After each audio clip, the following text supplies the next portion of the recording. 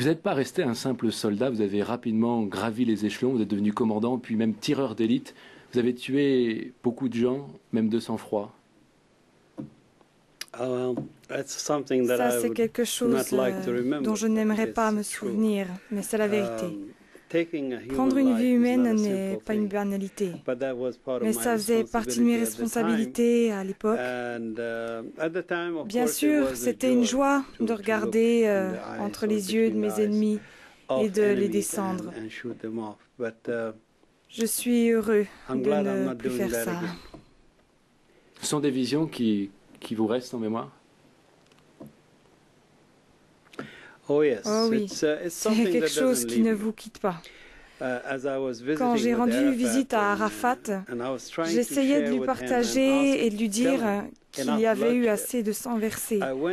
J'ai abordé le sujet de Dieu créant l'homme et je lui ai partagé qu'alors que je lisais la Torah, j'ai visualisé Dieu à genoux, par terre, créant l'homme de ses propres mains. Et plus tard, Dieu s'est arrêté et a regardé Adam et a souri. Ensuite, il a été plus loin et il a mis sa bouche près de ses narines et a insufflé la vie. Je lui ai dit, Monsieur le Président, quand j'ai vu ça, je ne voulais plus vivre. J'ai dit, Dieu, prends-moi, je ne veux plus vivre. Il a dit, pourquoi? Je lui ai répondu, vous savez, j'étais tireur d'élite. Je regardais les gens dans les yeux quand je les abattais. Ces visages me revenaient comme si c'était hier. Et qui suis-je pour prendre la vie d'un homme, d'un être humain que Dieu avait créé, qu'il avait si soigneusement fait? Mais entre tous ces assassinats et puis cette expérience que vous nous racontez quand vous parlez au président Yasser Arafat, c'est bien des années plus tard. Entre-temps, il s'est passé beaucoup de choses, puisque votre père vous a interdit de retourner au Fatah, il vous a retrouvé, il vous a interdit, et du coup, vous avez pris la décision de partir aux États-Unis, une nation satanique, diabolique pour beaucoup de musulmans. Et c'est là-bas que, pour la première fois, vous avez senti l'amour. Vous n'étiez pas perçu comme un étranger, un réfugié, mais on vous a aimé. Ça, c'est une affirmation très juste. Quand je suis allé aux États-Unis en 1974, vous savez, je ne savais pas à l'origine pourquoi j'allais aux États-Unis ou pourquoi je voulais y aller. Parce que je haïssais les Américains presque tout autant que les Juifs. Mais pourtant, dans mon cœur, je voulais y aller et j'y suis allé. Puis j'ai découvert que le peuple américain était plein de gens très aimants et attentionnés. Ils ne m'ont pas appelé immigrant ou réfugié. Ils m'ont traité tel un égal. Et j'ai décidé, je veux vivre dans cette nation. Ça a dû changer de ce qu'on vous a enseigné sur eux, effectivement, dans les écoles. Et alors, ce qui est quand même formidable, c'est quand vous allez là-bas en 1974, vous n'êtes plus tireur d'élite, mais alors maintenant, vous êtes plongeur, puis serveur dans des restaurants, vous faites plein de petits boulots. Et jusqu'au jour où vous vous liez d'amitié avec l'un des clients, Charlie, et qui vous invite d'ailleurs chez lui. Et il vous dit cette phrase terrible qui vous glace le sang, tasse pour trouver la paix, vous devez aimer un juif. Et il se met à ouvrir la Bible, à commencer à lire, et là il se passe quelque chose. Est-ce que vous pouvez nous raconter qu'est-ce qui se passe? Oui, en effet. D'ailleurs, quand j'ai rencontré cet homme, Charlie, c'était dans un restaurant français où je travaillais. Alors c'était le début d'une histoire d'amour entre la cuisine française et moi, comme vous pouvez le constater. Mais oui, Charlie était un ami qui m'a aimé pendant 19 ans. 19 ans. Il me traitait comme un égal, alors qu'il était un homme d'affaires qui réussissait très bien. Il m'aimait assez pour me dire la vérité. C'était un vrai ami. Parce que sinon, il m'aurait ignoré. Il ne m'aurait pas dit qu'il fallait que j'aime un juif. Cela m'a beaucoup bouleversé.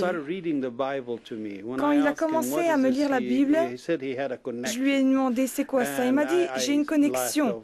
Et j'ai ri. Mais pendant 3 semaines, je devenais fou. Il fallait que je découvre ce que c'était cette connexion. Finalement, on a pu se voir et il a essayé de m'expliquer qui était Jésus. Naturellement, j'ai rejeté le concept en tant que musulman parce qu'on ne croit pas que Jésus est le Fils de Dieu, mais on croit en lui comme un prophète. Mais il était assez fort pour me dire « Attends une seconde, il a été prendre sa Bible et il l'a mise entre nous deux. À la minute où il a fait ça, j'ai commencé à trembler et j'ai fait un bond loin de la Bible. J'avais peur.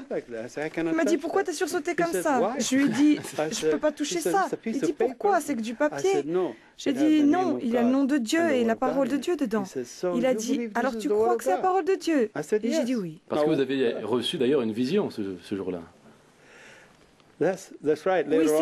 Un peu plus tard, j'ai eu la vision. Et vous savez, il a commencé à me lire la parole à partir de Jean 1, verset 1. Et quand il a commencé à lire, je me suis mis à trembler. Et j'ai perdu connaissance. Et la deuxième chose à laquelle je me rappelle, c'est que je suis à genoux sur le sol, invitant Jésus comme Sauveur et Seigneur. Quelle expérience extraordinaire! Je ne m'étais jamais senti comme ça. La joie et la paix qui sont venues sur moi après cela n'ont laissé aucun doute dans mon cœur qu'il était le vrai Dieu et que cette parole, la Bible, qu'on appelle la Bible, est la vraie parole de Dieu. C'est une parole vivante et ce n'est pas une parole morte. Qu'est-ce que ce passage raconte de la Bible?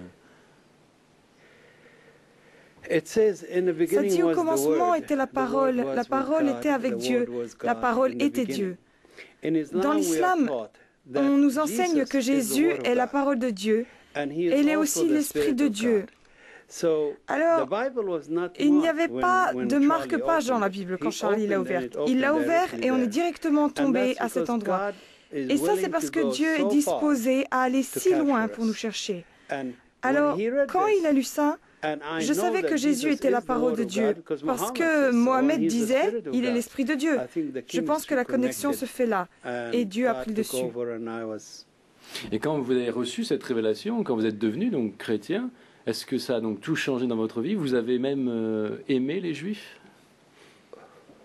À 100%.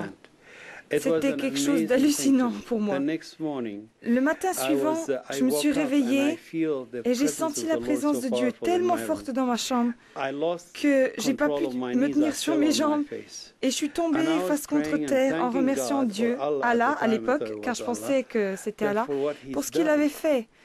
Et d'un seul coup, je me suis entendu prier, « Oh Dieu, bénis ton peuple Israël.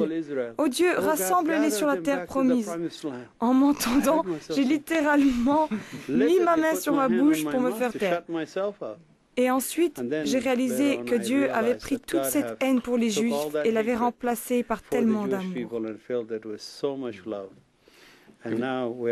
Vous êtes même allé un petit peu plus loin dans la réflexion, parce que vous écrivez dans votre livre que Jésus-Christ est l'accomplissement de l'alliance de Dieu. Il est le médiateur capable de susciter la paix entre les Juifs et les Arabes.